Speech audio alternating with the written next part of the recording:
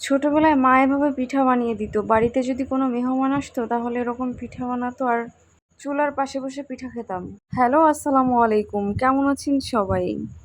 আজকের ভিডিওটা একদম সকাল সকাল শুরু করে দিলাম। এখন বাজে অলমোস্ট সকাল 8:30। ঘুম থেকে উঠেই নাস্তা বানাতে চলে আসছি। আজকে সবজি খিচুড়ি বানাবো। অনেকদিন হলো লেটকা খিচুড়ি খাওয়া হয় না। আমার কাছে ভুনা খিচুড়ির থেকে সবজি খিচুড়ি নরম করে রান্না করলে অনেক বেশি ভালো লাগে। আর সকাল সকাল এইটা মনে হয় সবচেয়ে সহজ নাস্তা আমার কাছে। আজকাল তো ছাদে খুব একটা আসা হয় না। এইখানে ওই দিন যে ঝুরি আচার বানিয়েছিলাম আমের, ওই আমটা শুকা দিতে চলে আসছি ছাদে। আর এইখানে আমার মেয়ে ফুল গাছ লাগিয়েছে। ছোট মানুষ তো, ও তো আসলে এভাবে গাছের যত্ন বোঝে না। আর আমারও খুব একটা আসা হয় না ছাদে। এখন এসে দেখি এখানে একদম মানে গাছের গোড়ায় কোনো পানি নেই। তাই আমি আবার নিচে চলে গিয়েছিলাম পানি আনার জন্য। গাছের গোড়ায় পানি দিতে হবে, না হয় গাছ একেবারে শুকিয়ে যাচ্ছে। এই ফুলগুলো দেখতে অনেক বেশি সুন্দর। আরো ছিল, আমার মেয়ে ছিঁড়ে নিয়ে চলে গেছে। আর রোদের যে তাপ এখানে, পানি দিলে সাথে সাথে মাটি টেনে নিয়ে যাচ্ছে, এত পরিমাণে রোদের তাপ।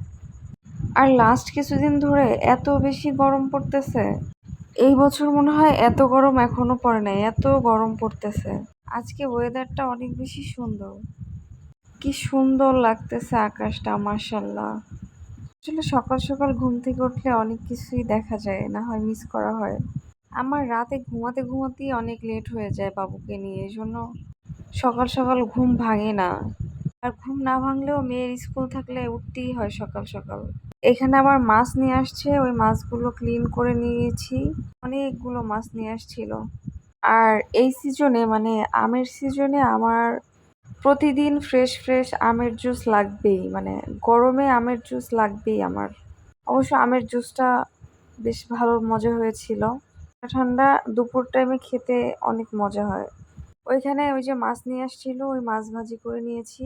এখানে আমার আম্মু চিতই পিঠা ভাজি করতেছে। ছোটবেলায় আসলে বাসায় কোনো মেহমান আসলে মা এভাবে চিতই পিঠা বা অন্যান্য পিঠা ভাজি করতো, চুলার পাশে বসে খেতাম। সময় কত দ্রুত চলে যায়, তাই না? এখন আমরা বড় হয়ে গিয়েছি। এখনকার বাচ্চারা অবশ্য এসব করে না। এখন তো তাদেরকে খাবার নিয়ে তাদের পিছনে পিছনে ছুটতে হয়। আর আমরা মা রান্না করলে তার পাশে বসে থাকতাম। আসলে খুব মিস করি সেই ছোটবেলার সময়গুলো। পিঠেগুলো মাশাআল্লাহ অনেক সুন্দর ফুলে গেছিল। আর আমার আম্মুর হাতের এই চিতই পিঠা এত বেশি পারফেক্ট হয়, আমিও এত পারফেক্ট বানাতে পারি না। এর ধারে কাছেও না আমার পিঠা। একদিন শেয়ার করব আমার বানানো পিঠা। এখানে আমি গোশ দিয়ে পিঠা খাচ্ছিলাম। আর হ্যাঁ, আপনারা কেউ নজর দিয়েন না।